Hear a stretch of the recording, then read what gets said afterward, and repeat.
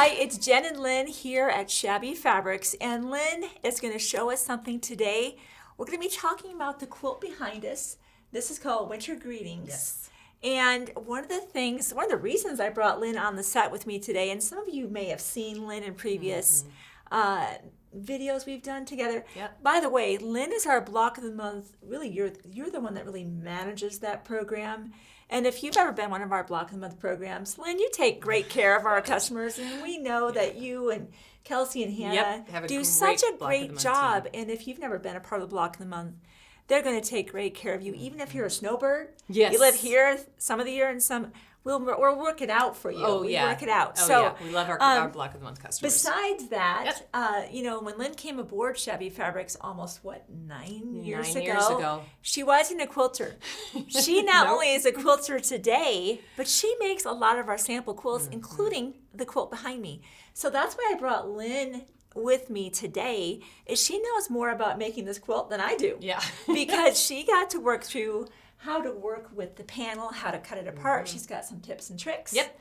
And the other thing I want to point out is, especially when I was an early quilter, I would make a judgment call on a quilt based on what I thought the difficulty level was. Oh, yes. This block would have intimidated me as a beginner quilter. And the thing I want to tell you is, here's one of the secrets. We like blocks to appear to be more complicated than they actually are, because it impresses our friends and our family. But this is not complicated, and Lynn's going to demystify all of that for us today. Yeah. I'll be helping you out on the sewing machine. Yeah. Let me know what you need me to do. We are actually watching Lynn make this block together. I've never actually made it. No. So I'm excited. I'm going to be doing this with you live. Yeah, and as you can see, I made it several times here and there, so I think I have it down. So take us down the road of Perfect. We'll be talking about the fussy cutting of the panels. Yes. And then how to put this block together. So take it away, Lynn. And I always like to talk about panels. I love panel quilts. Some people get a little intimidated by a panel, and I want to just give you a couple of tips and tricks, because with panels, sometimes when they come from the manufacturer, it's difficult to manufacture these and have them all exactly straight on with perfect sides. It just doesn't happen. A little bit crooked sometimes. They can get a little bit crooked sometimes, and even in a small panel like this, it can get a little bit crooked. So I want to give you some tips that I've learned over the years that you can apply to any panel that you use. And a really good panel pattern will always have you cut your panel to an approximate size. You add borders, and then you trim it down to the right size, which allows you to have a straight panel. So it allows you to compensate for anything that may be a little bit askew on some of the printing of the panels. And so this is a perfect one to start with, the snowman. You can see he's a little bit off, and that's okay, because we're going to cut this down. And the one thing you can do is, I always maneuver a panel. I take a panel and I stretch a panel. So before I do anything, I kind of look and say, where am I a little short? I'm a little bit, short on this side. I'm going to come up here. Wow. I'm going to move it this way. Okay. And I'm just going to maneuver that the best I can to straighten it out as best I can. And you can see I've brought this corner up just a little bit with the pulling of that. Wow. Then what I'm going to do is spray starch.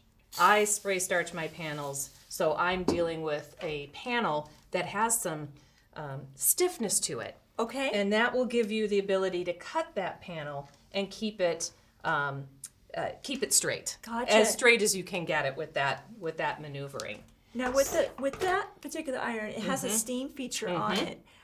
Is this something where you'd want to steam that to try to help you get it into shape? At this point, I don't steam. Okay. Afterwards, I steam. Okay. But this, I just want to press. I want to get that sizing in there, and I want it to be a little bit stiffer. So now I have a little bit of maneuvering with that. So the first thing I'm going to do with a panel of this size is I'm going to take this, and I have to find center. And you can see it's not perfect. I just kind of fussy cut this around, and just to cut it out of the large panel. I'm going to bring this over, and I'm going to match up my black stripes. And there you go. That's where That makes I know. sense. Gotcha. Again, it doesn't have to be exactly right on, and then I'm going to just finger press it. Okay. And then I'm going to open that up. I use my friction pen. Friction pen I use on almost every project that I do. Oh my gosh. I just don't know what I would do without my friction pen. I have multiples because then you can write with them too. Yes. They're not just I know, they're not for sewing everything. crew. Yeah. So that helps. So now I have my center this way, and then I'm going to take it the other way, and I'm going to match up that as best I can. Finger press that so I know where I'm at. And then I'm just going to mark the corners there, just like that. So then I know where I am. So now I know where I am.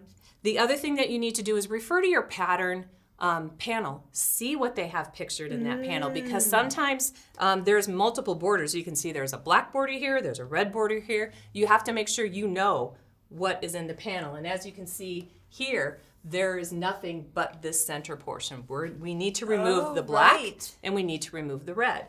So in this case, I'm going to take my ruler here, and I am going, we know that this, I have to have 10.5 inches here. So I'm going to go to the center here, and I'm going to go, we need 5.25 inches. I'm going to line up my sight line on this side. I'm going to line it up down here on the 5.25 inch mark. Where am I? There I am. So now I'm going to look over here and I'm going to say, I need to make sure that I'm not getting any black. I'm going to have a 1/4 inch seam there. So you're going to make sure I don't have any black in there. So I'm good to go. When I put a seam in there, I'm not going to have any black showing. So again, measure twice. Cut once. Make sure. At least twice. At least twice. Minimum twice. I've measured twice wrong. Oh, yeah, for sure. And when it comes to this, it has to be precise, and you just need to do it. So I'm always making sure I'm at 5.25 at my top mark. I'm at 5.25 on my bottom mark, and I'm looking good here. So I'm going to take my rotary cutter, and I'm going to cut that, and then I am straight there. And then what I'm going to do is you're going to turn that around, and I'm going to do my other side at my 5.25 mark. So you're measuring based on that friction mark you had. Yep. Putting your 5.25. 5.25 on each side. I love this is the Creative Grid 6.5 by 12.5 inch yes, ruler. it is, and it's just a perfect size. And you can see on this side as well, we have a little bit more black encroaching down here than up here, and that's where that panel isn't straight. But we know that when we put our 1/4 inch seam, we're not going to have any of the black or the red showing. Gotcha. And that's what so we're want. okay. So we're okay. And so then we're going to cut that. And then you're going to do the same thing on this side. So our measurement on here is, make sure I'm measuring correctly, is a 12 inch. So we're going 6 inches on each side. So and this is a nice one because... So before you cut, Lynn, do we, because you said cut, measure twice. Yep. I just want to double check. I've definitely read patterns wrong. Does this cut at 12.5 finish at 12? Or cut at 12? Cut at 12. Gotcha. So those are the cut marks. So what we're going to do with this is you're going to line up at the 6 inch mark on this particular ruler, both the areas that I have right there. And we're going to come down. And you can see again that if going in 1/4 inch, we're good. Yeah, So we're not going to do that. And one of the things about the Creative Grids rulers, which are frankly fairly new to me, one of the things I love about the rulers that I'll point out real quick is the white dots are solid numbers. Yes. And sometimes when I'm fishing around for, 4.5, 5.5, yes, I have actually gotten off and been 3/8 or 5/8 and missed the half. What I love about the Creative Grids ruler is the black dots are the halves. But we're going to be working with the whole numbers on this side, so we'll be working with the white dots. Yep, so, and it's a really nice visual because it does get confusing sometimes when you're using that 6.5. You're trying to acclimate to a new ruler. Exactly. It's different. Exactly. So when you're going in here, we're going in here again at the 6. And we're looking good here, so we're going to trim. Nice. So at this point, we have our block. We have our piece for the panel set. And then I go in, once I have that, you can take your iron, and I always like to use a little steam at this point. It kind of gives that a nice pressing that you want, really solid. And this is where all of your friction pen marks disappear. Yay, my favorite disappearing act. So now you can't see where that was. Another reason I love that. So you have your panel piece, and then you're going to take your sides that you have, and you're going to sew on your side borders first.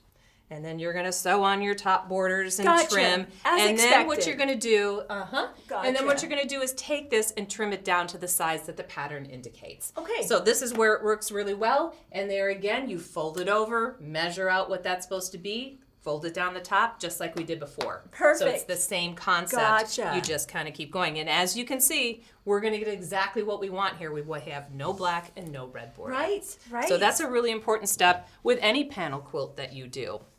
Well, that's good to know, because sometimes I've gotten a panel and it's just a little askew, and I'm like, now what? Oh, yeah. And it does happen. Every panel I ever work with, sometimes with the panel quilts that I make, the most time it takes is to get that panel perfectly square and find out where you can do. And there's a lot of maneuvering. And it's okay to move it around. Yeah. I realized that at first. I was like, what am I supposed to do? Well, Tammy always says, be the boss of your fabric. Be the boss of your fabric. And with a panel, that is certainly true. So the next thing that we're going to go into is making this block right here. This little point here. It looks difficult. There's no paper piecing this. It's just the cuts, which I really like. You get an intricate looking block without having to use paper piecing. Okay. So we're going to start with our blocks that we have cut to size for the pattern. And we're going to take this and we are going to cut in a diagonal. So in this case, I always like to size down my rulers. I have certain rulers that I like, and I hate using a really oversized ruler for what I'm doing. Me too, and I don't have space for it. I don't have space for it. I have a limited amount of space on my table, so I have these rulers that I'm using right here are all ones that are up on my wall that I can just grab and put back. So I really like doing that. So in this case, you're just going to go corner to corner. Now on the first set you're going to do, you're going to go from the left-hand corner down to the right-hand corner. So we're just going to cut straight across. These fabrics are all facing up. And then you're going to take your creams and you're going to cut the same thing. That's an important thing. Yep. So I've done this before. Because fabric, when you cut it, is wrong sides together. Yes. And I have thought that I got this, and I went to make a cut, and it's like, no, they had to all be right side up. Right side up. This is one of those times. This is one of those times. These are right side up. Okay. So in the first set that you're going to make, you are going from that corner down to the left-hand corner. On the next set of grouping that you're going to do, you're going to go opposite. And you're going to go from the right corner to the bottom left corner. Again, you're just lining that up from corner to corner and cutting. So you have these. Now, what you're going to do is you're going to take these, and I kind of put them together all in a... so I know which ones are going in which direction. Right. So we are going to piece these. As you can see, the reds come together here. So we are going to piece these, and you're going to take... Uh-oh, am I about to sew? Yay! You're about to sew. You're about to sew. Because I just want to point this out. When I first saw this block, Lynn, I thought that was a solid piece. Yes. You might not be able to see it from the camera. There's a center seam right here. So we're going to make basically this section and this section. And these are just squares right here, right? Just squares. Yep. See, we're kind of breaking the block down and demystifying the block. Exactly. Okay. So you can see we have things going two different ways. And we need to do that so we can take these pieces, put it together, and make our block this way. So it's really important to make sure that you have the exact number going in the two different cut areas. Gotcha. So now we're going to take this piece and we are going to sew it. And when you're taking this over, you're going to leave about a quarter of an inch at the top and start sewing there, because when you press it open, you have to allow for that quarter-inch seam allowance that you're doing. That's confused me sometimes when points come together like this. It's like, how do I line it up? Because our natural instinct is to bring this to the end. And to match it up exactly. Don't match it up exactly. So we could, if we wanted to double check ourselves, we're leaving a quarter. Quarter of an inch. Gotcha. Yep. See, guys, like I said, one of the reasons I don't practice things like this with Lynn or Tammy, I want it to be just like I experience it. Yes. It's like, okay, that's a point. That's something to remember. Yes. Okay. And so at that point, you're going to get that in there, put a little pin in there just to keep it going. And then, Jen, you're going to go ahead and sew a quarter-inch seam there for us. Whenever I'm sewing points like this, my experience with my sewing machines, any sewing machine, is those tips want to dive down into the hole or into the feed dogs. For that reason, today I'm using what's called a starter strip. It's just a square of fabric. I began sewing on that strip. I'm on the BERNINA 770 Quilters Edition. I have the 57D with my dual feed engaged, and I have a little gate here. This is just going to help me sew a nice quarter-inch seam allowance, but the reason I'm using the starter strip in particular is it seems that when I get going, if I can kind of feed this in right after it, it helps reduce the likelihood of those tips wanting to dive down and get kind of jammed in my sewing machine. So let's get going.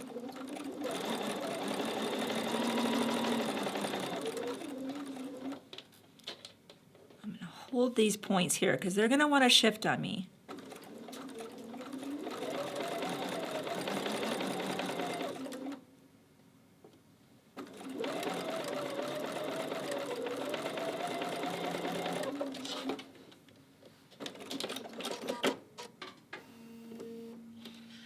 All right, I'm going to keep my starter strip, and I'll give you this back. Thanks for letting me sew. Yep. I'm looking forward to doing that again. Yeah, for sure, for sure. All right, so then what we're going to do is we're going to press this open, and the pattern will indicate which side you're going to press to. For some of your cuts, you're going to press to the red fabric, and some of the cuts you're going to press to the cream fabric, and I'm going to show you why you need to do that in just a moment. So we're going to press this open. And I don't mind using a little bit of steam on that as well. It gives it a nice pressed, clean block. And you're gonna see we're gonna cut off our little ends here. I sometimes just pick up the scissors and cut them. You can use your rotary cutter as well. Either one doesn't matter. But you can see how beautiful that block is with that 1/4 inch. That's why you do that 1/4 inch on either end and starting it that way so it comes out beautifully square. So I've got half. You've got half. I need another half, Lynn. You need another half. So you're going to go ahead and you're going to sew all of those together and then press them open in the direction the pattern indicates to you. And then you're going to bring them all together, and you're going to bring them together so your reds are together. And when you do that, you're just going to turn that over on there, and when you have one press to the cream, one press to the red, they're going to nest perfectly. So you're going to get that perfect point. And that is not an easy thing to get. Those that have done that, sometimes points are really hard to come together. So this is where the pressing of the direction makes a huge difference. And in this case, it comes out perfectly each time. So you're going to put that together. You can feel those seams nested together. I just put a little pin in there to make sure that that doesn't move. Okay. And you're going to go ahead and just sew your 1/4 inch seam right down there. I'll go do that right now. Okay, we'll start with our starter strip again. I just like that starter strip. Get started. And I'm going to feed that right underneath there. So we go right from the starter strip onto the project.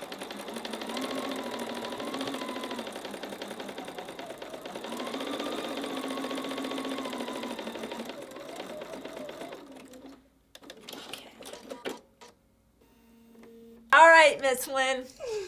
I'll keep this and I'll give you that back. All right. So now you can see we have just this beautiful point. There's nothing better when you're piecing and your points come together. Yay! You know what I mean? That's the goal. It really is the goal, and sometimes it's harder than others. And this made it so easy with that nesting. Yes. So the next step that I do in this case is I'm pressing this seam open because I want my point to stay nicely. And so at this point, I'm just going to press that open. Give it a nice press on both sides.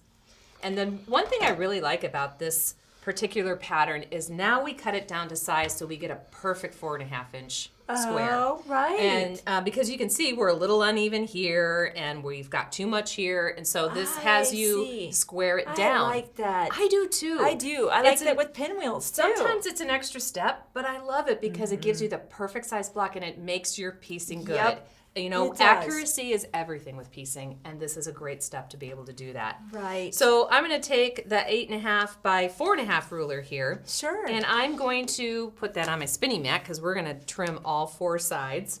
I think one of the advantages to a spinning mat is you don't have to disturb the block. Yes. You get to just leave it there. Yes. Because the more you handle it, the more it distorts, and the more it can start to fray. Yep. And when you're doing this, you have your set of blocks here. You have some blocks that have been sewn together. You're putting one on right after another, and you kind of just get in this rhythm of it. Yeah. And it all just, pieces nicely. Now on this ruler, you can see you have your white main marks. And those are the main marks that I'm going to put right in the middle. And I'm matching that up with that seam that we just sewed. Perfect. Right, so right, we're right. using that, and we're going to take this, and you have your 1/4 inch seam right here. We are taking that right above the point, and we're going to go a 1/4 inch above that point. So I'm going to make sure that I'm on that line. I have my good 1/4 inch, and I'm going to take that and I'm going to trim that off. That's my first step. Then you're going to go to your sides. You're going to take the long white and put it right in the middle. Because this is 2 1/4. It's 2 1/4 right across. So all you're doing is measuring that up right there. You're going to cut that. The Creative Grids rulers are They're so nice. They really are made for quilters. They really are, and they make it easy. And again, we're going to match that white line with the middle seam. Press there, and then the last thing you're going to do is your bottom seam. So we're going to turn it there, and we have the 4 1/2 there. I messed up. Sorry, my whites. And we're supposed to cut this to 4 1/2. 4 1/2. So we're going to go right down there. And you know what? What I'm seeing right now, and this is a real part of quilting. Yes. This happens to me all the time. Oh, yes. Me too. I go to trim something down. I have nothing to trim down. Yes. Because I'm under. Yep. So in this instance, this is 4 1/2, and this is just a breadth under. Oh, yeah. The reality is when you sew the next piece on, this is going to be your lineup line, and we will compensate for that in the seam allowance. It's no big deal. So this is one of the reasons that Yes. we're all about real quilting. Yes, it is. And sometimes as you make this, you're going to be right on. Sometimes you're going to be a little under. I'm compensating for a little bit of breadth all the time.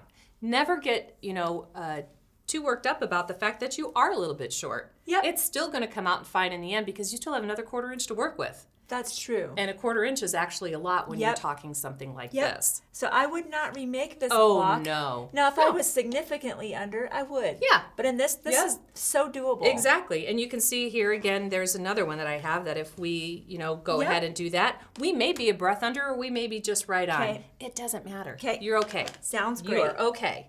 So that is the block that we're going to work with. Now we're going to work on putting your your green centers on. So what we're going to do there is your green corners. I'm sorry. We're going to take that. And again, I love my little Shabby Fabrics ruler. Yeah, I like that too. I use this one all the time because it's small. It's just easier to work with. Again, it's using a ruler to size. Right. If I was using a great big ruler here, you're going to have to take up a lot more space. So I can go right on here. We're going to make a diagonal on the square from corner to corner. Okay. And again, using my friction pen. And again, from corner to corner. And you'll do that with all of them.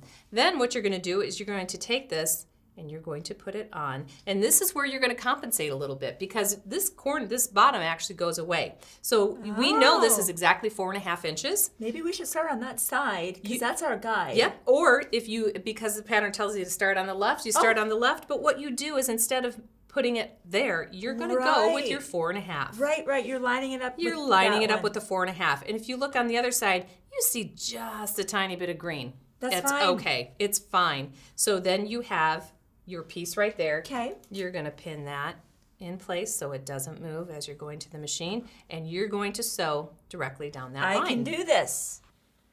So I'm going to start with a new starter strip, just because. And I'll scoot that right there. Here we go. Sewing straight on that line.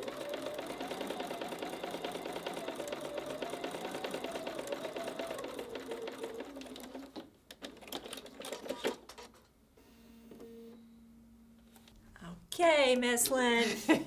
I like this. You I do know, all the talking.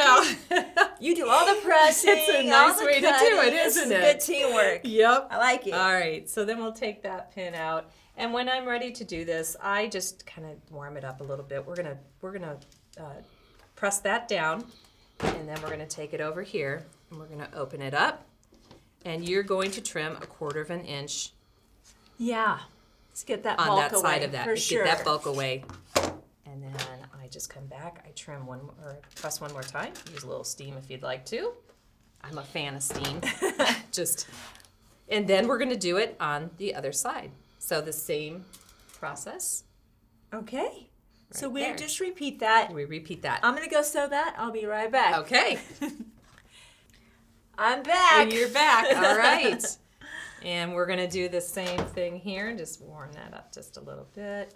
My gosh. Just like you were saying, That block looked so complicated to me, and it's so not complicated. It's so not complicated. I thought the same thing when I saw it. I thought, oh boy, this one's going to take me a while. Sometimes when I get a quilt, I thought it was paper piecing. Exactly. I did. And I was just like, we got to the point where I was like, oh, I don't want to do that paper piecing. And there's your block. It's as simple as that. Wow.